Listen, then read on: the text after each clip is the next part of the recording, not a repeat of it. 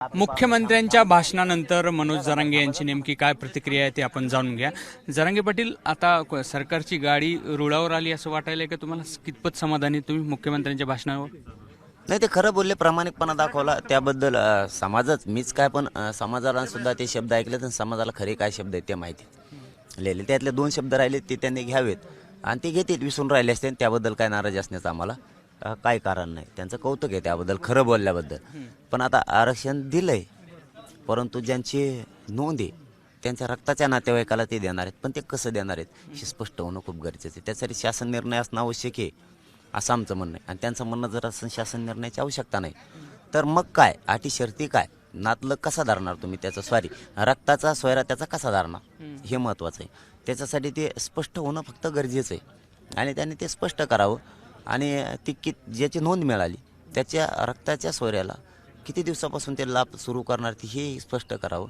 आणि राज्य मागासवर्ग आयोगाचे आदेश तातडीनं लगेच देणं आवश्यक आहे की जेणेकरून त्याला त्याचा लाभ घेता येणार आहे, त्याला काही बाधा येणार नाही.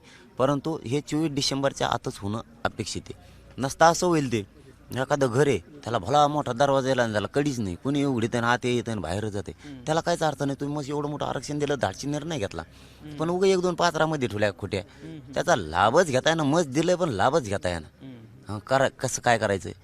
म्हणजे एखादी विहीर आहे तिची पाण्याने भरली पण तिला पायऱ्यात नाही खाली उतरायला, होत्या त्या काढून नेल्या, त्याचा अर्थ नाही असं आमचं म्हणणं आहे. तर त्यांचा धाडसी निर्णय त्याबद्दल कौतुक, पण शासन निर्णय करणं अपेक्षित आहे. आणि किती दिवसात लागू होणार आहे ते 24च्या आत या सुटसुटीत सगळ्या गोष्टी होतात असं आमचं म्हणणं आहे. अटी शर्ती त्याला जास्तीच्या नसाव्यात आणि सुलभता असावी. रक्ताच्या नातेवाईकासंबंधीच्या ज्या अटी शर्ती आहेत किंवा निकष आहेत ते कुठेतरी तुमच्याबरोबर अगोदर डिस्कस व्हावेत असं तुम्हाला वाटतं का? किंवा तुम्ही काही प्रयत्न करणार सरकारला या संदर्भात बोलण्यासाठी? हो, मी आज बोलल किंवा उद्या सुद्धा बोलन. आज उद्या जसा संपर्क कोणता 100% सांगा, त्यात काय मोठे पण लहान पण नाही. समाजाचा विषय क्लिअर होण्यासाठी मी बोलणं आवश्यक आहे. आणि क्लिअर होणार नसल किंवा नुसतं दिलंय ही घोषणा असेल तर लढावं तर लागणारच आहे. किती टक्के समाधान आहेत आजच्या भाषणावरती मुख्यमंत्र्यांच्या? नाही, सगळं क्लिअर झाल्याशिवाय समाधान दाखवणं उपयोग नाही, व्यक्त करूनही उपयोग नाही. कारण समाजाचे खूप मोठा भार आपल्यावरती असल्याच्या नंतर आपण कुठंही हुरळून न जाता, आनंद न होता पूर्ण प्राप्त झालंय का हे बघणं आवश्यक आहे. प्राप्त होण्याच्या अगोदरच जर आपण म्हणलं ते झालं तर मला वाटतं त्या आंदोलक म्हणण्यातही त्याला मजा नाही आणि त्याला काही अर्थ नाही असं मला वाटतं.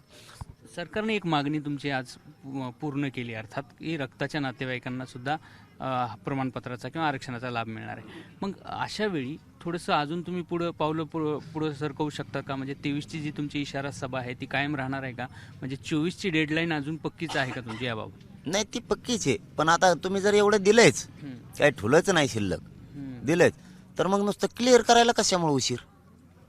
म्हणजे रक्ताच्या नातेवाईकासंबंधाचं जर क्लिअर झालं तर तारीख मागे पुढे होऊ शकते तुमच्या? नाही, तारीख मागे बघा, जर तर उपयोग नाहीये. कारण 60-70 वर्ष गेले तिथं समाजाचे. तुम्ही जर आरक्षण दिलंयच, फक्त 2 शब्द राहिले ते घ्यायचे, ते विसरून राहिले असतील त्यांच्याकडून. त्यात काय आमचं काय नाराज असण्याचं कारण नाही. परंतु तुम्ही त्या नोंद मिळाली त्याच्या रक्ताच्या सोयऱ्यांना देणार आहेत आरक्षण असं स्पष्टपणानं आपण म्हणलं. फक्त त्या अटी शर्ती सांगा आणि त्याला किती दिवसापासून त्याचा लाभ आहे एवढं सांगा म्हणतोय आम्ही. आणि राज्य मागासवर्ग आयोगाचे लगेच आदेश द्या जेणेकरून त्याला बाधा राहणार नाही असं आमचं म्हणणं आहे. एवढं क्लिअर करण्यासाठी 24 डिसेंबर कशाला पाहिजे? उद्या सकाळी 15 मिनिटं सांगू शकते. किंवा शासन निर्णय घ्यायचा असला तर अधिवेशन सुरूच आहे उद्याच्या दिवस, उद्या आदेश सोडू शकतात. किंवा नसन तुम्हाला शासन निर्णय घ्यायचा तर शासनाच्या वतीनं एखाद्या सर्क्युलर काय पाठवायलात तुम्ही, आदेश सूचना काय पाठवल्यात कलेक्टरांना महाराष्ट्रातल्या, त्याबाबतची भूमिका स्पष्ट करणं खूप गरजेचं आहे. म्हणजे तुमचाही मार्ग मोकळा होईल आणि आमचाही होईल. आणि घेतलाय धाडसी निर्णय तर मला वाटतं हे शिल्लक कारण त्यांनी ठेवू नये. मग हे अधिवेशन पुढच्या काही दिवस लांबवावं किंवा वाढवावं अशी मुदत वाढवावी अशी देखील मागणी होती तुमची. मात्र आता फेब्रुवारीमध्ये ते विशेष अधिवेशन बोलवण्यात जाणार आहे. नाही, विशेष अधिवेशन यासाठी आहे की जे 50% वरचं आरक्षण आहे, जे क्युरिटी पिटिशनच्या बाबतचा मागासवर्ग आयोगाचा अहवाल लागतोय. आणि क्युरिटी पिटिशन ओपन कोर्टात घेतील असं वाटत नाही. कारण क्युरिटी पिटिशन ही जो निकाल दिलाय फक्त तेवढाच वाचला जातो आणि रिव्ह्यूमध्ये मात्र रिव्ह्यू पिटिशनमध्ये सगळं पुन्हा एकदा वाचलं जातं. क्युरिटी पिटिशन शक्यतो ओपन कोर्टात येतच नाही, चेंबरमध्येच घेतली जाते. परंतु मराठ्यांचं नशीब चांगलं असलं तर ते ते ओपन कोर्टात येईल आणि आम्ही ते आरक्षण नाकारलेलं नाही. नाकारण्याचं कारण सुद्धा नाही. कारण याच आंदोलनामुळे क्युरिटी पिटिशन दाखल झाले, टास्क फोर्स निर्माण झालेलं आहे, हरीश साळवी साहेबांची नियुक्ती झालेली. हे सगळ्या महाराष्ट्राला माहिती आहे. फक्त ते अट ही आहे की ते आरक्षण टिकलच कशावर, कारण ते 50%च्या वर आणि ते काय टिकत नाही. इंदिरा साहनी खटला जजमेंट सांगतं की ते 50%च्या वर जाते, त्यामुळे ते टिकणच कशावर. NT VGNT सरकारचं आरक्षण टिकणार आहे का क्युरिटी पिटिशनच्या माध्यमातून, आणि ते टिकल कशावर.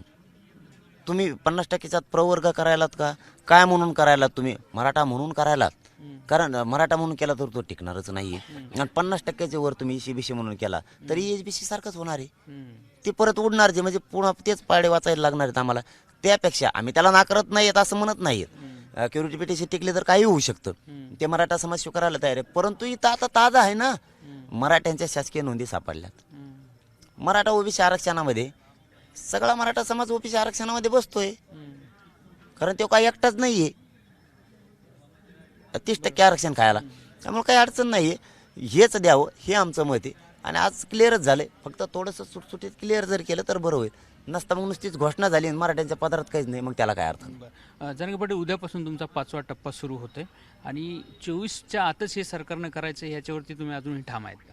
कायम ठाम राहणार आहे, कारण सरकारनं केलंय, त्यांचं कौतुक केलंय, आम्ही कुठं नाराजी व्यक्त केलीच नाही. परंतु पुढची दिशाच तुम्ही जर क्लिअर करणार नसाल तर हे भिजत घोंगडा असंच राहील. त्यामुळे आमच्या मुद्द्यावरती मराठा समाज आम्ही ठामच आहेत. हा तुम्ही दिलंय हे खरं आहे, परंतु त्याची अंमलबजावणी कशी, नुसती घोषणाच झाली, अशा घोषणा मग खूप झालेल्या आहेत. पण शिंदे साहेब शक्यतो दगा फटका समाजाशी करत नाहीत आणि करणार बी नाहीत कोणत्याच.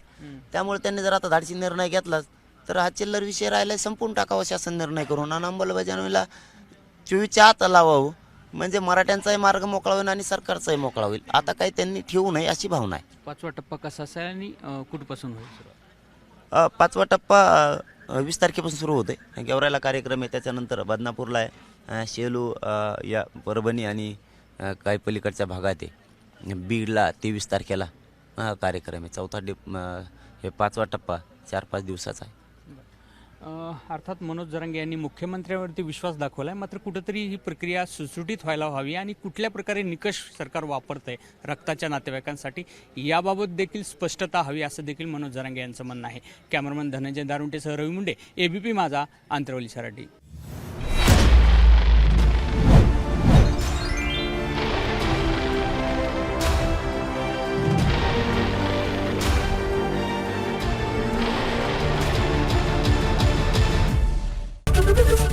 ABP माझा, उघडा डोळे बघा नीट.